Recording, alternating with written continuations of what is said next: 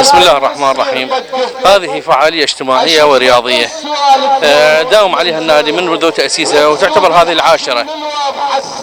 فهي فعاليات اجتماعية ووجود فعالية رياضية واجتماعية الآن جمعناهن في وقت واحد في هذا الظرف اللي يمر به البلد. فهذه رسالة لكل اللي هم اللي عادوا العراقيين وأثاروا الجرم على العراقيين، إن العراق واقف كالأسد، وأن شباب العراق هم حاضرين لأي مهمة بالحشد الشعبي، مهمة بقتال داعش.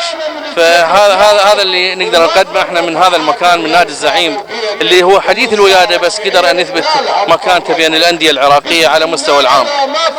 أبرز الإنجازات بهذه الفترة؟ إنجازات كثيرة. احنا الآن مثل ما قلت بكلمتي 3 فرق عندنا تأهلت إلى خارج العراق في بطولات عربية وآسيوية، ولكن التقشف سوء حظنا جعلنا نبتعد عن هذه البطولات، ولكن أبطالنا موجودين وتمريننا ماشي، وإن شاء الله يبقى نادي الزعيم علم مرفوع بالرياضة العراقية.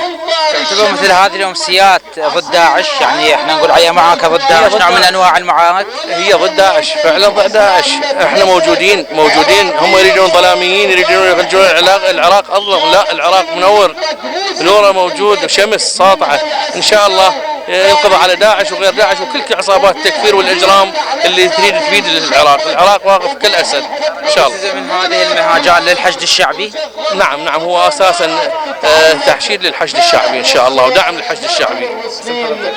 عبد العزيز عبد الله شبرم، رئيس نادي الزعيم.